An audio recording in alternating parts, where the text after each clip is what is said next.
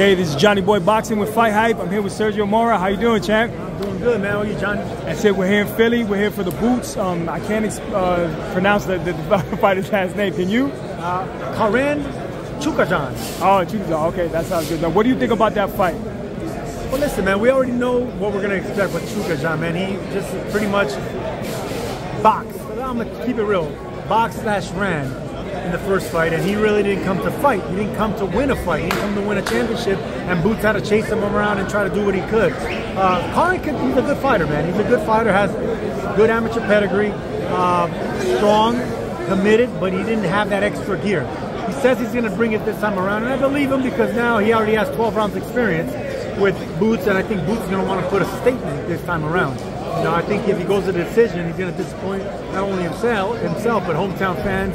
And even Eddie Hearn, his promoter, he wants to go for the knockout. So I think high expectations on the shoulders of Boots, but I think he comes through. Absolutely. So if he makes a powerful statement and knocks him out, what's next for him? I heard Boots say that he's 1 or 2 fights away from being pound for pound the best. Who are those 2 names that to be pound for pound the best? Man, listen, we just got done doing the fighter meetings with Ennis, and this dude has no fear. He says, hey man, listen, I've been calling out Bud Crawford. He doesn't look my way. So I'm ready to just be unified 147. He called out Mario Barrios. He said Norman. They all didn't want the fight. He said Stanionis. I'm like, he's calling out the names that everyone else doesn't call out. So it's not Boots. You know, he wants these names, and he's calling out these names, and then he's looking at 154 from there. So he wants those tough fights. He wants to unify the titles at 147 and then possibly go to 154, you think? Yeah, no, he's not going anywhere until he unifies and becomes. He wants to try to become undisputed at 47 before 54, and I believe him, man. I mean, he's a big 147 pounder, but he makes the weight easy, he says, and I believe him. He hasn't had no issues with weight, so I think he cleans out the division if given the opportunity. Absolutely. Now the beef is cooking between Oscar De La Hoya and Eddie Hearn. Oh man, that's good. that's good for boxing, right? So 5 versus 5, similar to the other the other tournament that they had. What do you think about Ryan Garcia facing Boots? He can't make 140 pounds. Obviously, he'll be at 147. How do you like that fight? Listen, I like that fight, but I think Ryan Garcia needs to come back and prove himself with another fight. Don't go straight into a pound-for-pound talent like Boots. I would love that fight. Personally, I would love to see Ennis and Virgil Ortiz. That fight right there, that one whets everyone's appetite. Virgil's a fucking monster, you know, knocking out everyone, and Boots will have to do a lot more than just, than power to keep him off. I mean, that's a fight that really does it for me. Absolutely. Now, Virgil Ortiz is an impressive talent. He struggled in his last fight. He was dropped several times. He hit the canvas. What do you think? He's at 154 right now, so Boots will have to handle his business at 147. Do you think that Boots would move up for one fight just to fight Virgil Ortiz for 154 and then come back down, or is that just something that's going to happen in the future? No, that's the future, man. I think he's happy where he's at right now. His body looks like a solid, big 147 pounder.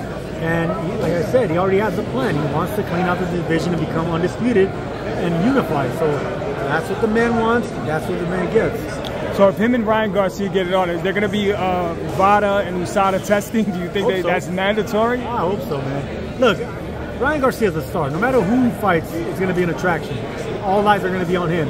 But I think he needs to prove himself before he gets a title fight. I would love to see Ryan Garcia with like a Conor Ben type fight. Both them dudes need to prove themselves, So that's a fight that interests me.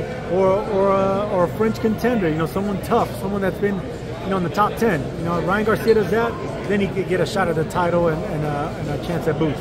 Absolutely. Well, they're talking about Ryan Garcia fighting in Riyadh on an exhibition fight. I don't know the names of the opponents, but would you like to see him get in an exhibition, or you want him to test it with a real fight?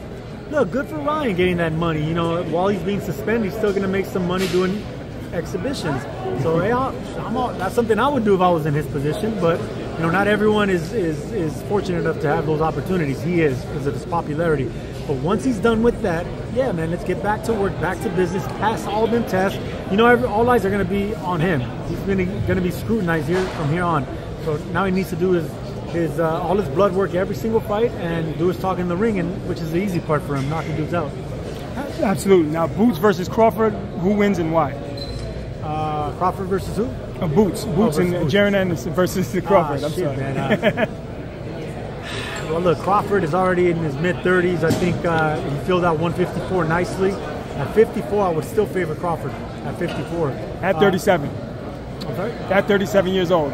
you favor Crawford. Still, yeah, man. I think, you know, watching him up close for the first time, you know, watching him fight in his last fight in LA, I was like, damn, man, this guy's serious, man. He everything's like in slow motion for him, like the uppercuts, his footwork, his movement.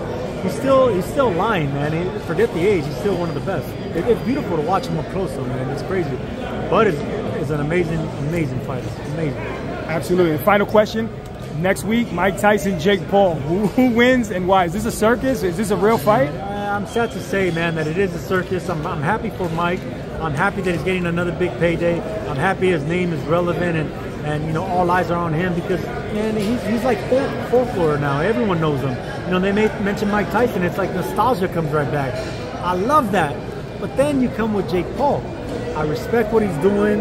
I respect his hustle.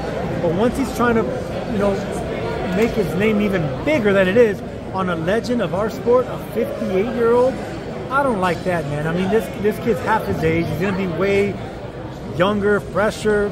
Mike hasn't fought in over 20 years. He's been knocked out in those last 2 fights. I don't see it ending good for Mike, man. I really don't. I mean, he's Iron Mike 20 years ago. Iron Rust after a time, man. I just think he's facing an old man now. Absolutely. Well, Sergio, we appreciate your honesty. We look forward to have you back on Fight Hype. It's Johnny Boy Boxing, Fight Hype. We out. Man. All right.